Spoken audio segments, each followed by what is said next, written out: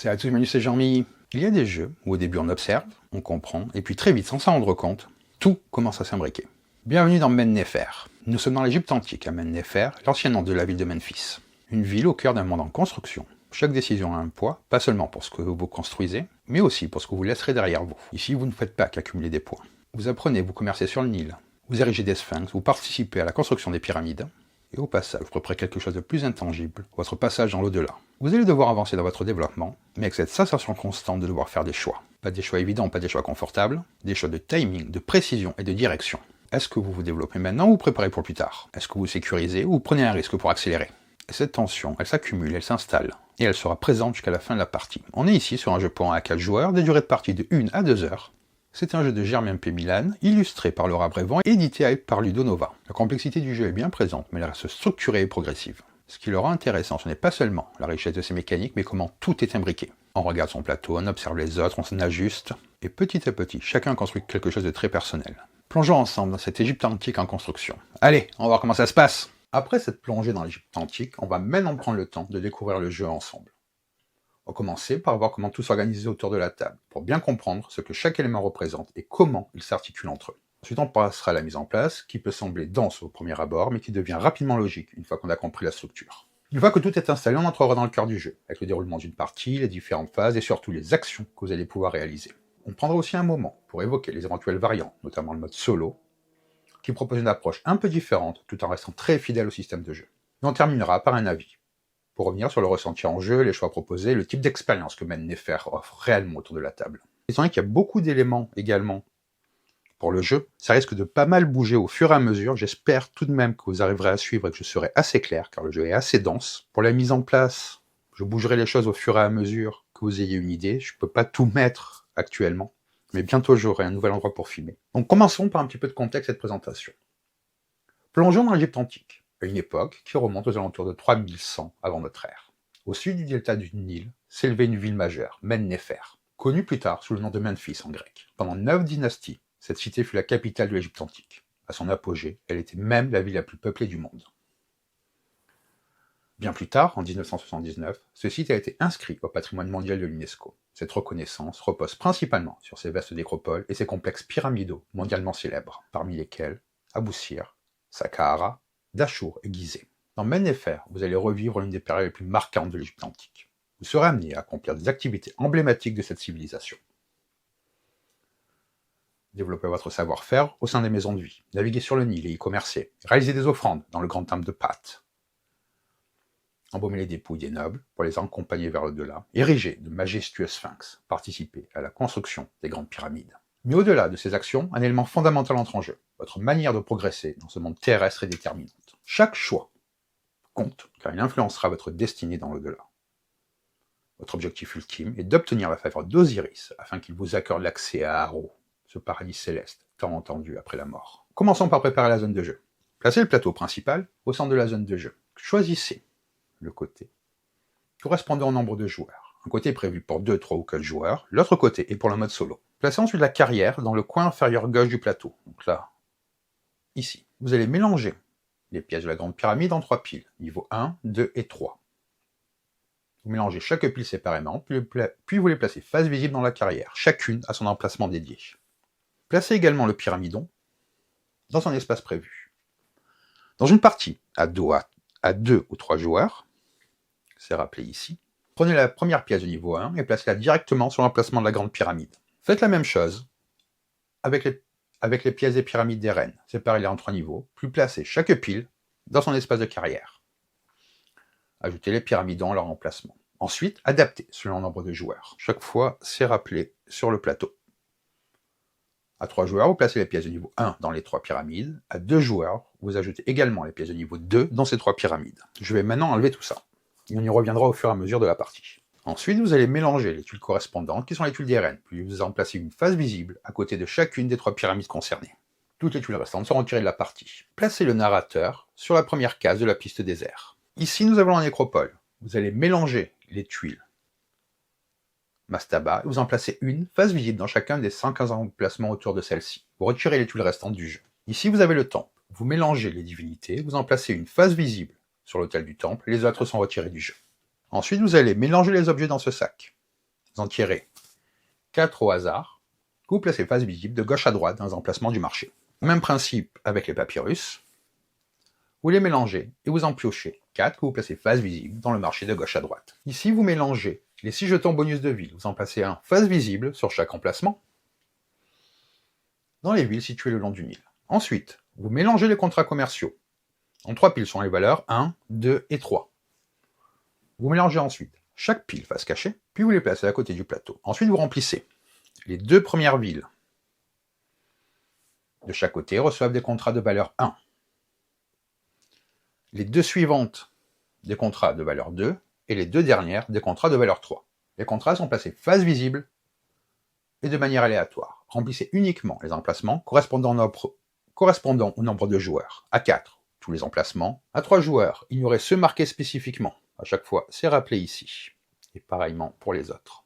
Et vous faites de même lorsque vous jouez à 2 joueurs. À 2 et 3 joueurs, vous mélangez également les tuiles de placement des apprentis neutres. Vous en tirez une au hasard et vous placez les apprentis neutres dans les maisons de vie selon le schéma indiqué, à cet endroit-là.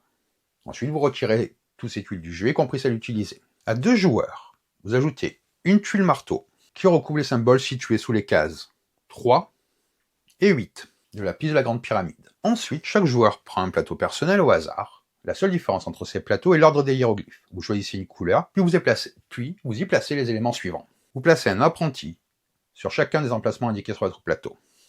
Vous placez les 4 sphinx dans la réserve correspondante. Vous placez les 4 éléments momie et sarcophage avec la phase momie visible dans leur réserve. Ensuite, vous placez les 3 permissions de Khéops dans leur réserve. Vous placez un panier sur chacune des 9 cases de la zone pyramidale de votre plateau. Ensuite, placez votre marqueur sur la case de départ de la piste des hiéroglyphes. Placez l'angle sur la piste 2 de la piste Eka. En haut du plateau, ici, sur cette piste-là, vous allez placer le cœur et la plume sur leur position de départ respective. C'est la jauge du duat. Placez un scarabée sur la case de départ de chacune des 5 pistes de spécialisation. Placez votre orbe sur la case située à la base de l'obélisque. Positionnez vos 4 prêtresses devant l'entrée du temple, puis les 4 bateaux sur la section de départ du Nil. Ensuite, ajoutez un bloc de calcaire à côté de la case de départ de la piste de la grande pyramide et un autre à côté de celle de la pyramide des reines. Votre sceau est placé sur le 10 de la piste de points de prestige. Vous allez déterminer aléatoirement le premier joueur. Il place alors sur la première position de la piste d'ordre de tour son nénuphar. Les autres joueurs suivent dans le sens aigu d'une montre, chacune sur la position suivante. Finalement, chaque joueur place son poisson sur cette piste-là en fonction de sa position. C'est la piste de nourriture personnelle. Position 3 s'il est premier, 4 s'il est deuxième, 5 s'il est troisième ou quatrième. Ensuite, séparez les tablettes d'action en 4 piles selon la valeur, 1, 2, 3 et 4. Chaque joueur reçoit ensuite une tablette de type 1, une de type 2 et une de type 3. Ces tablettes sont placées face visible sur le plateau joueur, à cet endroit-là. Ensuite, vous mélangez toutes les tablettes restant de type 1, 2, 3 et 4 avec celle de type 4 pour former une nouvelle pile, que vous placez à cet endroit-là du plateau. Cela va constituer la pioche. Ensuite, vous remplissez les 5 cases ici, avec les 5 premières tablettes de la pioche, et vous les placez dans un emplacement disponible juste en dessous. Ce sont les tablettes d'action disponibles au début de la partie. Quel est donc l'objectif du jeu? La partie se déroule sur 3 aires, 1, 2 et 3. Pendant ces aires, vous allez réaliser différentes actions pour développer plusieurs aspects du jeu. Pour cela, vous activez vos tablettes d'action et envoyez vos apprentis dans les maisons de vie. Chaque fois qu'un apprenti est activé dans une maison de vie, vous effectuez l'action associée, vous progressez sur la piste de spécialisation. Cette progression rendra vos futures actions dans ce lieu plus puissantes. À la fin de chaque ère, plusieurs éléments sont évalués. Votre accès au paradis, les contrats commerciaux, la nécropole, l'obélisque, la construction de la grande pyramide et la pyramide des reines. Après la 3e partie, la partie se termine et le vainqueur est déterminé. Parlons de quelques concepts importants du jeu. Le jeu repose sur 2 ressources principales. Le poisson, qui représente la nourriture, et l'encre, qui représente le Eka. À chaque gain ou dépense, vous ajustez le marqueur correspondant sur votre plateau. Chaque ressource est limitée à 10. Tout excédent de cette limite est perdu. Le Eka est lié à la magie et à la médecine. Il désigne à la fois une divinité et le concept même de magie.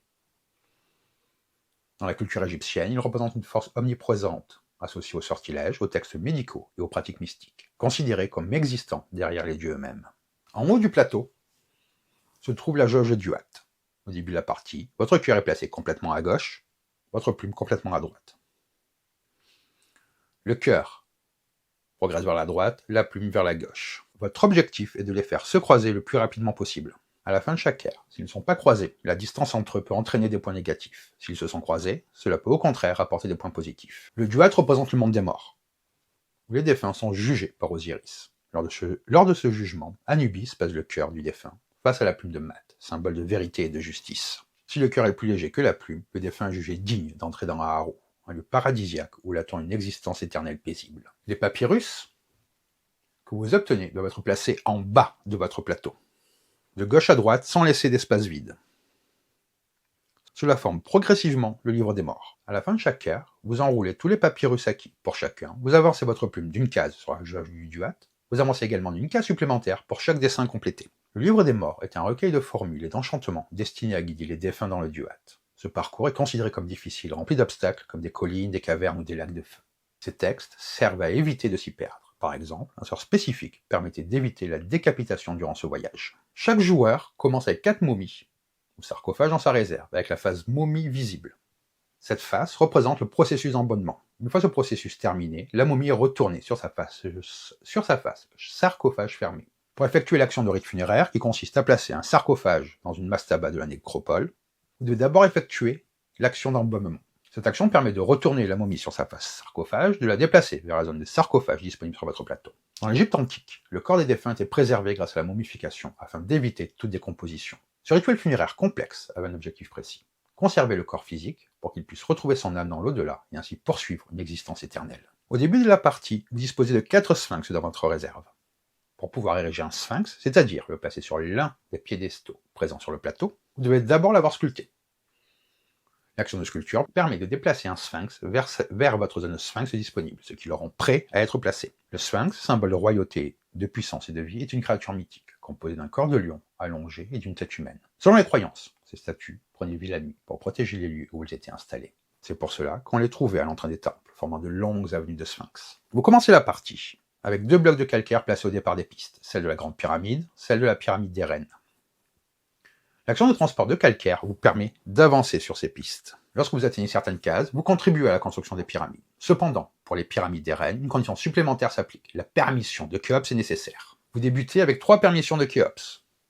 Pour construire un niveau d'une pyramide des reines, vous devez placer une permission à côté de celle-ci. Mais pour cela, vous devez d'abord avoir réalisé l'action permettant d'obtenir cette permission qui la rend disponible sur votre plateau. La nécropole de Gizeh comprend plusieurs pyramides ainsi que de nombreux mastabas, où étaient enterrés nobles et membres de la famille royale de différentes dynasties. La Grande Pyramide est attribuée à Khéops, qui fit également construire 3 pyramides plus petites à proximité, pour sa mère, Étéphérès I, et 2 de ses épouses, Méritès et Umoustène. Au début de la partie, 4 bateaux sont placés sur la section de départ du Nil, qui correspond au port de Men-Néfer. Les actions permettant d'avancer et d'activer les bateaux vous donnent la possibilité de progresser le long du fleuve. Cela vous permet d'obtenir de la nourriture, d'atteindre différentes villes, d'y récupérer des contrats commerciaux, ainsi que d'autres avantages. Le Nil, plus long fleuve d'Afrique, était essentiel au développement de la civilisation égyptienne. Ces crues rythmaient le calendrier, et la majorité des villes se situaient le long de la vallée et de son delta, favorisant l'économie agricole prospère. Les objets d'artisanat que vous obtenez doivent être placés dans votre zone pyramidale personnelle.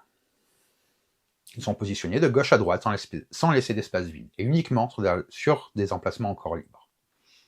Chaque emplacement contient un panier. Lorsque vous placez un objet, vous posez le panier dessus, indiquant qu'il est prêt à être utilisé pour une offrande. Ces objets, fabriqués dans des ateliers, étaient destinés à être offerts aux dieux dans le grand temple de Ptah, dans l'espoir d'obtenir leur faveur. Vous commencez avec 4 prêtresses placées devant l'entrée du temple. Les actions permettant de les faire avancer et d'effectuer des offrandes vous ouvrent l'accès au temple. Vous progressez alors à travers ces différentes salles et pouvez réaliser des offrandes. Ces offrandes offrent leur propre récompense, mais permettant aussi de faire monter votre orbe le long de l'obélisque. Cette progression peut notamment vous accorder la faveur de la divinité en jeu. Les temples étaient considérés comme les demeures terrestres des dieux. On y accomplissait de nombreux rituels et offrandes.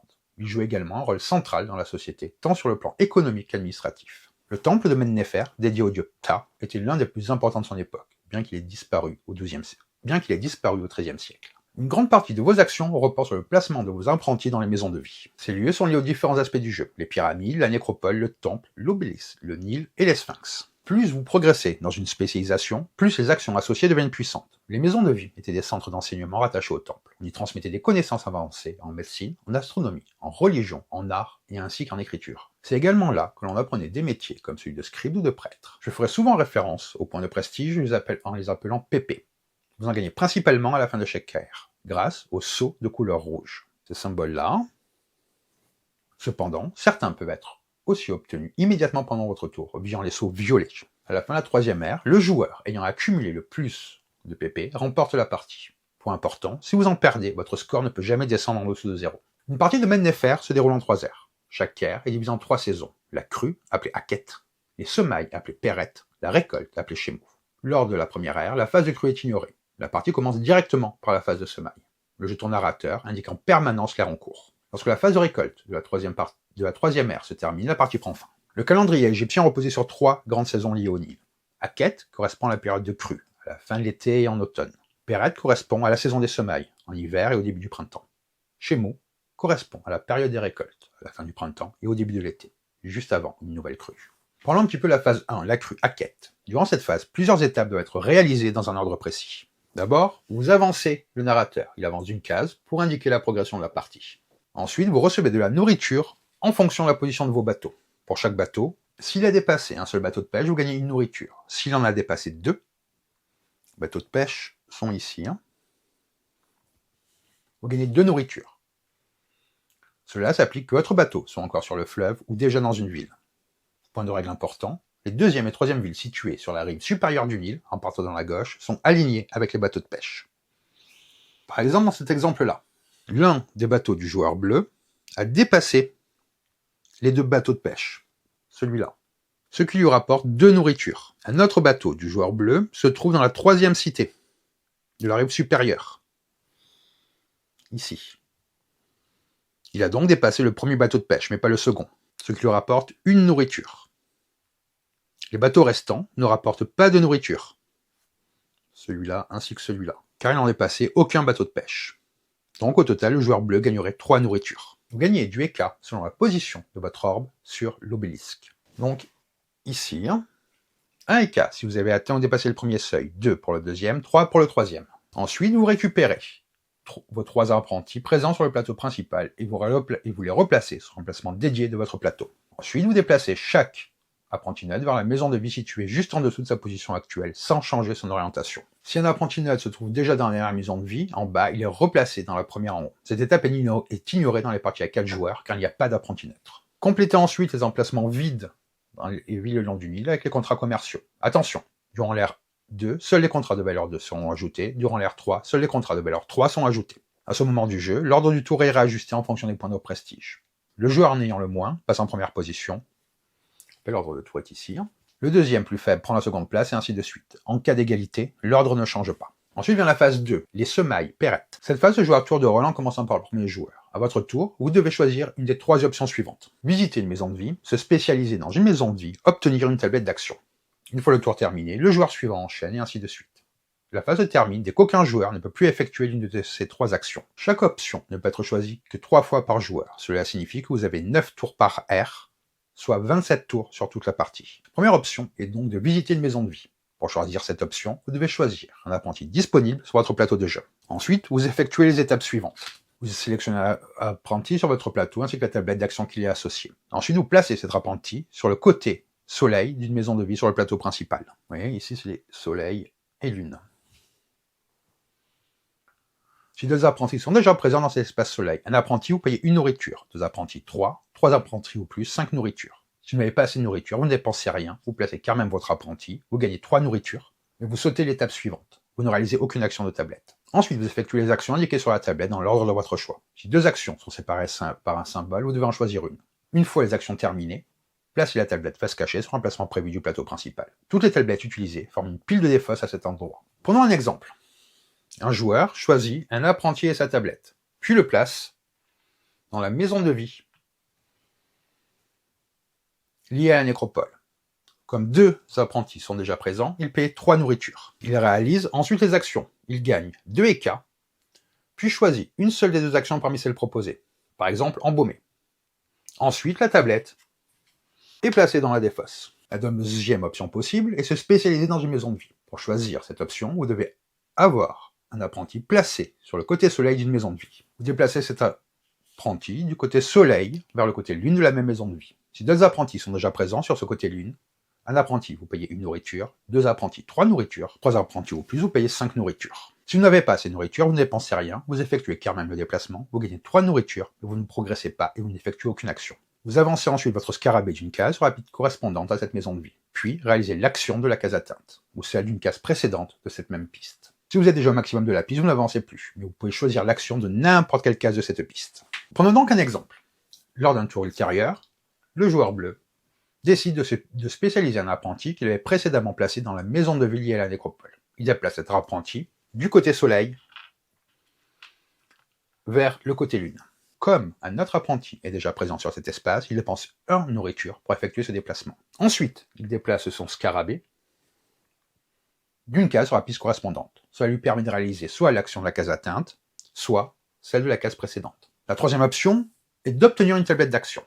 Pour choisir cette option, vous devez disposer d'au moins un emplacement libre sur votre tablette, deux tablettes sur votre plateau. Vous sélectionnez l'une des 5 tablettes disponibles sur le plateau principal, elles sont placées ici, je ne les ai pas mis pour pas que ça bouge trop dans tous les sens. Vous ne pouvez pas choisir celles qui sont là, car c'est la pioche. Vous payez un coût en nourriture, indiqué sur le côté. Si vous ne pouvez pas payer le coût demandé, vous ne pouvez pas sélectionner cette tablette. Ensuite, vous vérifiez l'hiéroglyphe, s'il correspond à celui situé immédiatement à droite de votre marqueur. Vous avancez ce marqueur. Ici, il y a l'hiéroglyphe, et les hiéroglyphes en fonction de cette piste. Dans ce cas, vous effectuez l'action associée à cette progression, qui peut être marquée immédiatement un point de prestige, avancer l'un de vos scarabées d'une case, sans réaliser l'action associée à cette piste. Et vous devez ensuite effectuer une des actions située à droite de la tablette choisie sur le plateau principal, ou l'une des actions situées en dessous. Si plusieurs actions sont proposées par une séparation, vous devez en choisir une seule. Une fois ce choix résolu, vous faites descendre toutes les tablettes situées au-dessus de celles que vous avez prises, vous laissez l'espace au du vide, puis vous complétez cet espace avec la première de la pioche. Si la pioche est vide, prenez la défausse, retournez-la sans modifier l'ordre, placez-la pour former une nouvelle pioche. Parlons maintenant plus en détail des actions. La majorité d'entre elles se trouvent sur les pistes de spécialisation liées aux maisons de vie. On retrouve également ces actions sur les tablettes, sur les objets d'artisanat, directement sur le plateau. Elles peuvent apparaître sous différentes combinaisons ou variantes. Lorsqu'un élément contient plusieurs actions, vous pouvez toujours les effectuer dans l'ordre de votre choix. Si vous ne souhaitez pas réaliser une action, elle est simplement perdue. Chaque maison de vie possède une piste de spécialisation associée.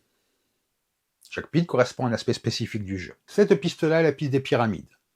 Le pharaon, là, c'est la construction de la grande pyramide, ainsi que des pyramides des reines situées à distance de la ville. Ce projet nécessite le transport de grandes quantités de calcaire. Sur cette piste, plusieurs actions sont disponibles. Ici, vous avez obtenir la faveur de Khéops. Cette action permet de réaliser une action indiquée sur le plateau principal à proximité de la grande pyramide. Si le symbole de faveur comporte 2 points d'exclamation, comme par ici, vous pouvez effectuer 2 actions répétées 2 fois la même. Ici, c'est obtenir un Eka. Ici, avancez votre plume d'une case. Avancez votre cœur d'une case. Gagnez une nourriture. Ici, c'est obtenir la permission. Vous prenez une permission depuis votre réserve, celle que vous avez placée sur votre plateau ici en début de partie, et vous la déplacez sur la zone de permission. Si votre réserve est vide, vous devez alors transporter du calcaire chaque fois que vous devez obtenir une permission, comme indiqué par le symbole présent dans cette zone. Ce symbole-là, c'est transporter du calcaire. Cette action vous permet d'avancer vos blocs de calcaire sur les pistes des pyramides. Vous pouvez avancer 1 ou 2 blocs selon le nombre d'étapes indiquées. Si plusieurs étapes sont disponibles, vous êtes libre de répartir entre vos 2 blocs comme vous le souhaitez. Lorsque vous avancez sur ces pistes, différents effets peuvent se produire. La piste de la grande pyramide. Vous avancez sur cette piste, vous permet de participer à la construction de la grande pyramide. Chaque fois que vous atteignez une case de construction, ce symbole-là, vous prenez la première pièce de la pile correspondant dans la carrière et vous la placez sur la pyramide. Je vous rappelle, la carrière, c'est ceci que vous avez placé en début de partie. Vous ne pouvez pas commencer un niveau supérieur tant que le niveau précédent n'est pas entièrement complété. Chaque pièce, ainsi que la base de la pyramide imprimée sur le plateau, affiche une faveur. Lorsque vous placez une pièce, vous obtenez 2 faveurs. Celle indiquée sur la pièce que vous placez, celle qui est recouverte par cette pièce. Comme ceci. Vous prenez ce qui est indiqué. Si vous placez le pyramidon, vous recouvrirez 4 éléments, mais vous ne recevez que 2 faveurs. Placez le pyramidion, terminez la construction de la grande pyramide. Si vous atteignez ensuite une nouvelle case de construction, aucune nouvelle pièce n'est placée. Ici, nous avons la piste de pyramide des reines. Avancer sur cette piste permet de participer à la construction de la pyramide des reines. Sur cette piste, les cases de construction sont associées à la permission de Khufu. Car vous devez utiliser une permission pour pouvoir construire. Ce symbole-là. Ainsi, pour déplacer votre bloc de calcaire vers ce type de case, vous devez posséder au moins une permission dans la zone de permission disponible. Si vous avez au moins une permission disponible, que vous atteignez une case construction, vous devez placer votre permission sur une des cases vides, ici, comme vous voyez. Si ce n'est pas le cas, vous ne pouvez pas avancer vers cet emplacement. Pyramide est terminée lorsqu'un pyramidon est posé. À partir de ce moment-là, il n'est plus possible d'y placer des pyramidons. Passons aux actions de la nécropole. Après l'abondement, les corps étaient transportés vers les mastabas dans le cadre du rite funéraire. Cette piste permet deux actions principales. Embaumer. Vous prenez une momie de votre réserve et vous la retournez sur sa face sarcophage, puis vous la déplacez sur la zone sarcophage disponible de votre plateau, la zone ici. Si votre réserve de momie est vide, vous avancez votre cœur et votre plume d'une case chacun, comme indiqué sur le plateau. Ici, c'est le rite funéraire. Si vous avez au moins un sarcophage disponible, vous pouvez le placer dans un emplacement libre de la nécropole. Voilà est ici. La nécropole est organisée en 3 niveaux. 1, 2 et 3. Disposés en colonne. Vous pouvez placer un sarcophage dans un emplacement dont le niveau est inférieur ou égal au niveau de l'action. Lorsque vous placez un sarcophage dans la nécropole, vous obtenez immédiatement le bénéfice sur l'emplacement recouvert. En plus de cela, vous pouvez activer les 2 tuiles mashtaba situées perpendiculairement à cet emplacement. Le nombre d'activations dépend du niveau où vous avez placé votre sarcophage. Niveau 1, 1, niveau 2, 2 et niveau 3, 3. Si vous disposez de plusieurs activations, vous pouvez les répartir librement entre les 2 tuiles. Si une tuile propose 2 actions séparées par un symbole, vous devez en choisir une seule à chaque activation. Certaines tablettes d'actions permettent également d'effectuer un rite funéraire. En ce cas, vous devez placer un sarcophage dans un emplacement libre dont le niveau est inférieur ou égal au niveau maximum que votre scarabée peut atteindre. Si votre scarabée vous permet d'accéder au niveau 2 au maximum, vous pouvez choisir un emplacement de niveau 1 ou de niveau 2. Ce symbole-là vous permet d'obtenir un papyrus. Vous choisissez un papyrus parmi les 4 disponibles. Payez le coût en éca indiqué en dessous. Ensuite, placez ce papyrus sur votre plateau, dans le premier emplacement libre à droite de l'icône dédiée en bas de votre plateau. Vous devez payer le coût en éca indiqué en dessous. Cette zone correspond à la rédaction de votre livre des morts. Les papyrus doivent être toujours placés de gauche à droite sans laisser d'espace vide. Une fois tous les emplacements remplis, vous ne pouvez plus en rajouter. Le marché des papyrus n'est pas complété immédiatement. À la fin de votre tour, avant que le joueur suivant ne commence, faites glisser les restants vers la droite pour combler les espaces. Laissez les emplacements vides uniquement sur la gauche, puis piochez de nouveaux papyrus pour remplir ces emplacements. Ici, nous avons le temple et l'obélisque. Les prêtres consacraient leur vie au culte des dieux, en réalisant des offrandes et en gagnant de l'influence dans le grand temple de Ptah. Sur cette piste, plusieurs actions sont disponibles. Obtenir un objet d'artisanat. Vous choisissez un des objets sur le plateau, vous payez le coût en nourriture indiqué en dessous, vous placez ensuite cet objet dans un emplacement libre de votre zone pyramidale personnelle. Chaque emplacement possède un panier. Vous le placez sur l'objet pour indiquer qu'il est prêt à être utilisé. Votre zone forme une pyramide à 3 niveaux, 1, 2 et 3. Les règles sont les suivantes. Placement de gauche à droite, sans laisser d'espace vide. Pour placer un objet sur un niveau supérieur, il doit être soutenu par 2 objets du niveau inférieur. Si vous placez un objet sur un emplacement comportant ce symbole, vous marquez 1 ou 2 points de prestige. Si tous les emplacements sont remplis, vous ne pouvez plus ajouter d'objet. Le panier placé sur un objet d'artisanat indique que celui-ci est prêt à être utilisé pour une offrande. Un panier sans objet ne peut pas être utilisé pour cette action. Le marché des objets n'est pas complété immédiatement. À la fin de votre tour, vous faites glisser les objets restants vers la droite, laissez les espaces vides sur la gauche, puis vous complétez avec des objets tirés du sac. Cette action-là, c'est faire avancer les prêtresses. Chaque salle du temple a un coût d'accès. Les 2 premières demandent une étape chacune, la 3e et les 4e demandent 2 étapes chacune. Si vous disposez de plusieurs étapes, vous pouvez les répartir en plusieurs prêtresses. Vous pouvez déplacer des prêtresses debout ou couchées.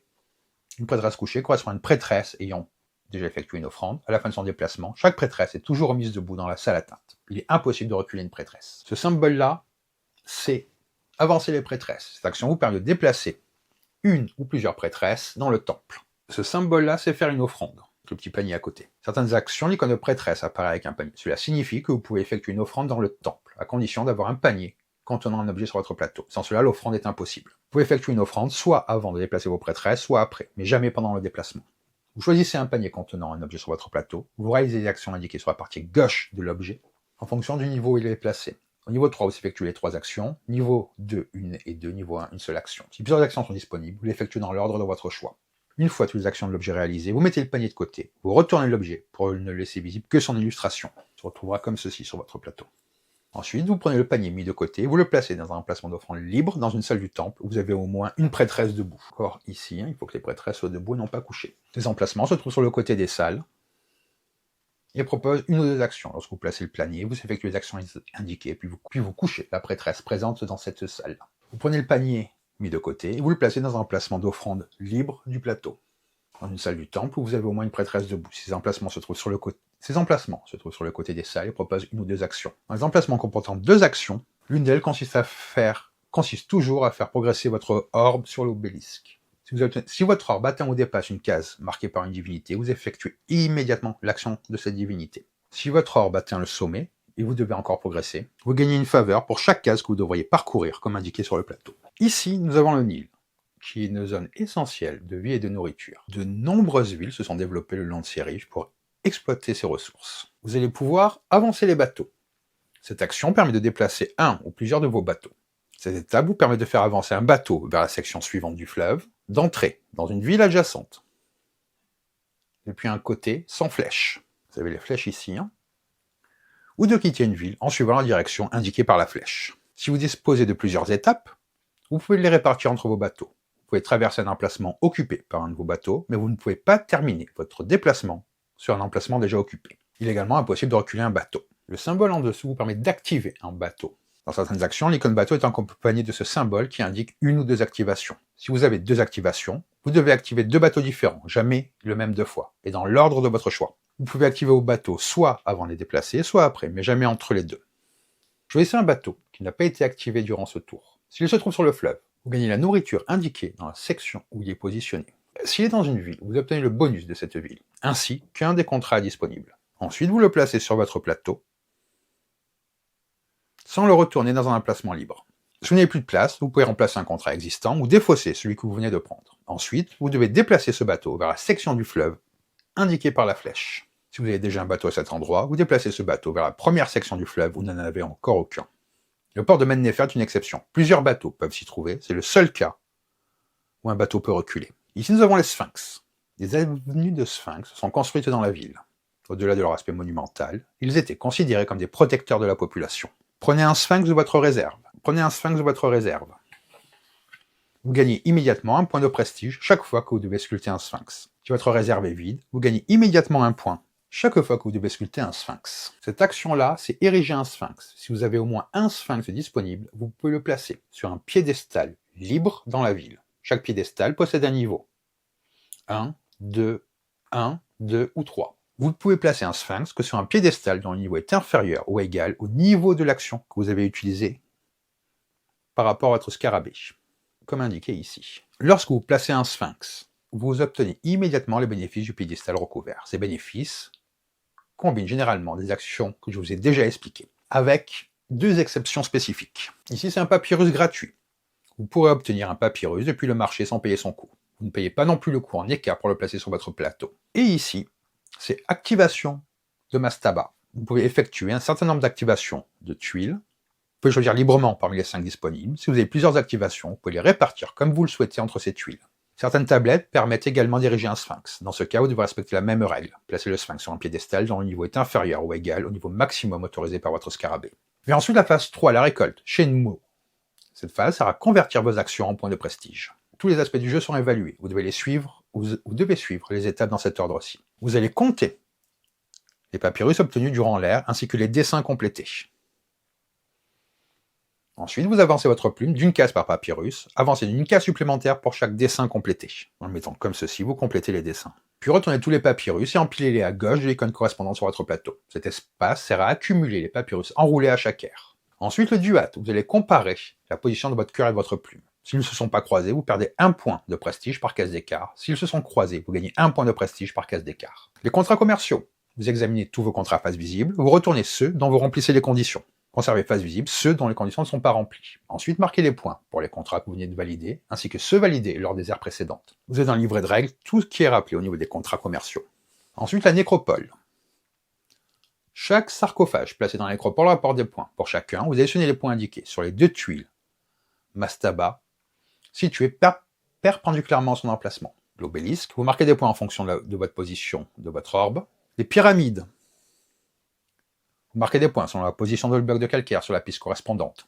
La grande pyramide, vous marquez des points selon la position de votre bloc calcaire sur la piste correspondante. Le score correspond à la dernière case de score atteinte ou dépassée. Pyramide des reines, chaque pyramide est évaluée séparément. Vous comptez le nombre de permissions que vous y avez placées. Multipliez ce nombre par la quantité de l'élément indiqué sur la tuile de cette pyramide. La partie se termine immédiatement après la phase de récolte de la troisième ère. Le joueur ayant accumulé le plus de points de prestige remporte la partie.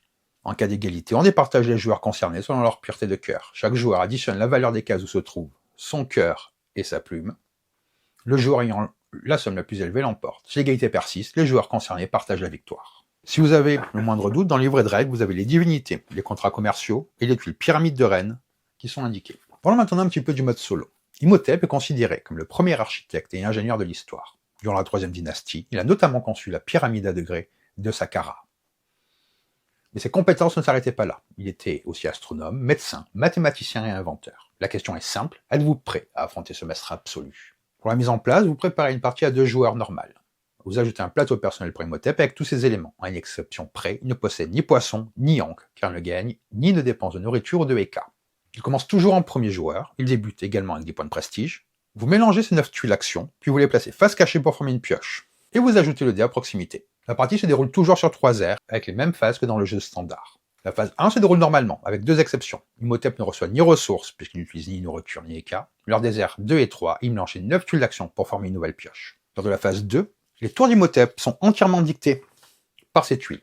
Il joue en alternance avec vous, comme un joueur classique. À son tour, il révèle la première tuile de la pioche, effectue l'action indiquée, puis défausse la tuile. Vous pouvez consulter sa défausse à tout moment.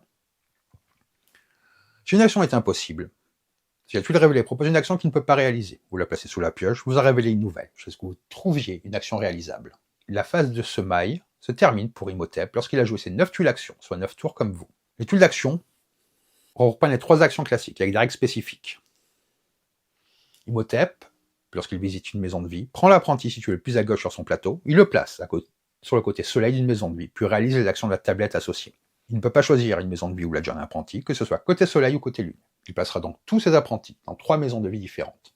Une fois placé, il effectue les actions de la tablette associée, puis place cette tablette face cachée dans la défausse. Si 2 actions sont proposées, il choisit toujours celle du haut.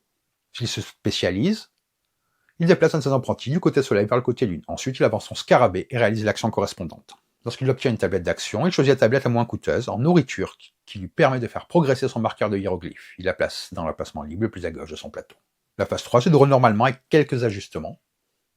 Il retourne automatiquement ses contrats visibles selon l'ère en cours. En R1, il valide uniquement les contrats de valeur 1. En R2, ceux de valeur 1 et 2. En R3, il valide les 3. Une fois retournés, ils sont scorés de manière classique. Il marque 4 points de prestige pour chaque permission qu'il a accordée. Il ignore complètement les effets des scores des tuiles pyramides des reines. Vous pouvez modifier la difficulté du mode en appliquant une ou plusieurs variantes. Imhotep commence avec 10 points de prestige, sans dépasser 15. Chaque permission lui rapporte 5 points au lieu de 4. Il a aussi quelques spécificités sur différentes actions que je vous laisserai découvrir dans le livre de règles. C'est pour vous donner une idée brièvement de comment fonctionne donc ce mode solo, qui est de très bonne qualité, qui vous donne vraiment envie de plonger dans le jeu. Vous avez donc ici le livret à part pour le mode solo que je vous conseille de garder lorsque vous jouez les premières fois, pour comprendre toutes les exceptions que le jeu peut proposer. C'est un solo de très grande qualité. Si vous aimez les Eurogames, j'ai rarement eu un Eurogame avec un solo d'aussi bonne qualité qui donne autant de fil à retordre et qui simule vraiment comme si vous étiez à 2 joueurs. Je vous rappelle également qu'il faut changer la face du plateau. Avant de passer à mon avis, si cette traversée de Mend Nefer vous a plu, si vous avez envie de poursuivre ce voyage et de découvrir d'autres jeux qui prennent le temps de raconter quelque chose, alors vous pouvez vous abonner à la chaîne. Laisser un like, c'est aussi une manière de soutenir ce type de contenu et de montrer que ces explorations plus poussées, plus immersives ont leur place. Si vous avez déjà croisé Mend Nefer, ou si vous êtes tenté de vous y plonger, je serais curieux de savoir quel chemin vous auriez choisi d'emprunter. Les pyramides, le temple, le Nil, ou un peu de tout à la fois. Ce qui ressort très vite de Mend Nefer, c'est une sensation de densité maîtrisée. On est clairement face à un Eurogame exigeant, construit autour d'un empilement de systèmes qui pourrait sur le papier sembler très technique. Et pourtant, l'ensemble donne une impression assez différente une fois qu'on se projette dans la partie. Il y a une vraie identité. On ne fait pas juste des actions pour convertir des ressources en points. On a le sentiment de circuler dans une Égypte antique, très ritualisée, très hiérarchisée, où chaque pan de la société nourrit l'autre. Le temple, la nécropole, les pyramides, le Nil, les maisons de vie. Et ce lien entre les mécaniques est probablement l'une des plus belles qualités du jeu. Le ressenti principal est celui d'un jeu de planification sous contrainte, mais avec une tension progressive plutôt qu'une brutalité immédiate. Mend Nefer ne vous écrase pas sous une pression permanente, il installe plutôt une forme de montée en puissance. Au début, on découvre les engrenages, puis petit à petit, on comprend que chaque action prépare autre chose. On ne prend pas un artisanat juste pour prendre une tuile, on prépare une offrande. On ne récupère pas un papyrus juste pour remplir l'emplacement, on construit son livre des morts, et on travaille sa progression sur la plume. On n'embaume pas juste pour valider une étape abstraite, on prépare un rite funéraire qui lui-même va déclencher d'autres bénéfices. C'est cette logique de chaîne qui donne au jeu sa vraie valeur. Autour de la table, l'ambiance est assez concentrée, avec peu de temps mort malgré la richesse du système. La tension est intérieure, elle vient du fait qu'on essaie constamment de faire tenir ensemble plusieurs priorités en même temps. Il faut nourrir son développement, surveiller son avancée spirituelle, gérer son timing sur les pistes, prendre les bonnes tablettes au bon moment, et ne pas se faire déborder sur les spécialisations, et comprendre quand il vaut mieux consolider un moteur plutôt que courir après une opportunité ponctuelle. Ce n'est pas une tension de confrontation frontale, c'est une tension de construction, d'optimisation, de synchronisation. Et c'est justement là que le rythme devient intéressant. Le jeu propose une structure très lisible, presque cérémonielle. C'est 3 ères, c'est 3 saisons. Il y a quelque chose de très ordonné dans la manière dont la partie avance. La phase de sommeil, qui constitue un des cœurs du jeu, est un espace de décision très riche mais encadré. On sait qu'on va jouer un nombre limité de tours. On sait qu'on ne pourra pas tout faire, et le jeu nous pousse à arbitrer. Ce cadre donne du poids aux décisions, ça rend la partie chaotique. Le jeu récompense les joueurs qui anticipent, qui construisent une ligne claire et qui acceptent de ne pas tout toucher. Ce que j'aime particulièrement dans ce type de design, c'est quand la mécanique raconte naturellement quelque chose du thème. Il y a une cohérence assez remarquable ici. La plume et le cœur, sur la jauge du duel par exemple, ne sont pas juste une piste annexe pour colorer ensemble. C'est un axe de score qui a du sens, visuellement, symboliquement, mécaniquement. Les papyrus nourrissent cette progression, les rites funéraires aussi, et toute cette dimension de l'au-delà irrigue vraiment la partie. Même chose pour les prêtresses, les offrandes, l'obélisque. On comprend très bien l'idée d'un parcours dans le temple, d'une montée en influence, d'un lien avec la divinité en jeu. Le Nil de son côté n'est pas traité comme une simple piste logistique. Il devient un espace de circulation, de nourriture, de commerce, donc un axe vivant du développement. C'est très important parce que beaucoup de jeux à thème historique ont une très belle direction artistique, mais restent mécaniquement détachés de leur sujet. Ici, au contraire, il y a une vraie recherche de correspondance. Bien entendu, MNFR demande un investissement. La courbe d'apprentissage est réelle. Non pas parce que les règles seraient inutilement compliquées, mais parce que le jeu repose sur une grande quantité d'interactions croisées. Il faut comprendre les systèmes séparément, puis comprendre comment ils se répondent. Les maisons de vie ne servent pas juste à faire des actions, elles servent aussi à se spécialiser.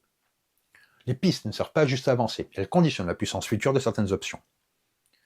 Les éléments qu'on récupère ne valent pas seulement pour eux-mêmes, ils prennent leur sens dans le tempo global de l'ère et dans le décompte qui arrive ensuite. C'est typiquement le genre de jeu où la première partie peut être surtout une partie d'apprentissage, non pas dans le sens où elle serait subie, mais dans le sens où on découvre encore la hiérarchie réelle des priorités. Et cette hiérarchie des priorités, justement, me semble être le cœur stratégique du jeu. MNFR ne récompense pas seulement les choix dispersés, il encourage plutôt des trajectoires cohérentes, tout en laissant assez de porosité entre les systèmes pour qu'on puisse ajuster son plan.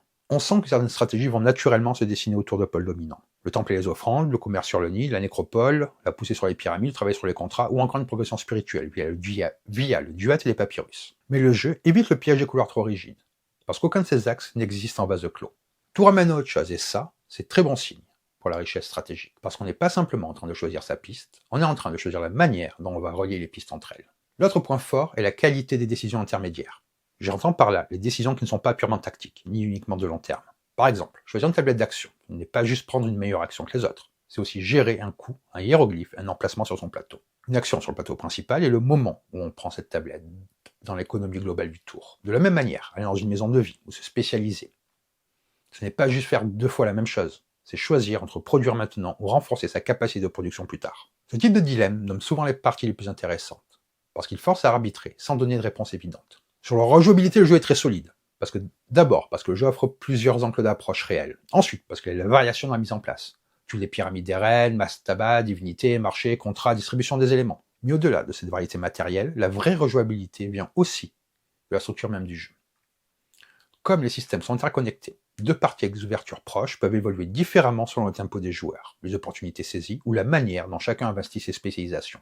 On n'a pas l'impression d'un jeu qui se résout vite, au contraire, c'est le genre de titre qui donne envie de rejouer pour mieux comprendre, pour optimiser différemment, pour tester une ligne qu'on a laissée de côté la partie précédente. Je le conseille à un public amateur d'Eurogame expert ou intermédiaire, avec une vraie appétence pour les jeux de développement à ramification. Il convient également aux joueurs qui aiment sentir que leurs actions s'inscrivent dans un ensemble plus vaste, que chaque élément a une place dans un tout cohérent et que la partie raconte progressivement une montée en puissance. Il fonctionnera aussi très bien aux joueurs sensibles au thème historique, à condition qu'ils acceptent une approche très mécanique du thème. On n'est pas dans l'aventure narrative ou dans l'immersion libre, on est dans une immersion structurée, presque architecturale, où le thème passe par la logique des systèmes. Le jeu ne surmonte pas son originalité. Il y a des mécaniques qu'on connaît, des logiques familières aux amateurs du genre, mais elles sont agencées avec suffisamment de personnalité pour donner une expérience propre. Et c'est souvent là qu'un jeu s'installe dans la durée. Pas en essayant d'être spectaculaire à tout prix, mais en étant juste bien conçu, cohérent, précis et agréable à explorer sur plusieurs parties. MNFR est un jeu riche, élégant dans sa structure, très cohérent dans sa manière de faire dialoguer ses mécaniques avec son thème, et capable d'offrir une vraie satisfaction à ceux qui aiment construire quelque chose sur la durée. Il demande de l'attention, il demande de l'envie, et sans doute une première partie où on accepte de ne pas tout maîtriser. Mais si vous aimez ce genre de jeu, je vous propose une expérience dense, gratifiante et intelligemment immersive. Un jeu qui donne envie d'y revenir parce qu'il a de la tenue et de la cohérence. Donc voilà pour cette vidéo, j'espère que ça vous a plu. Et sur ce, je vais vous dire bonne partie et bon jeu!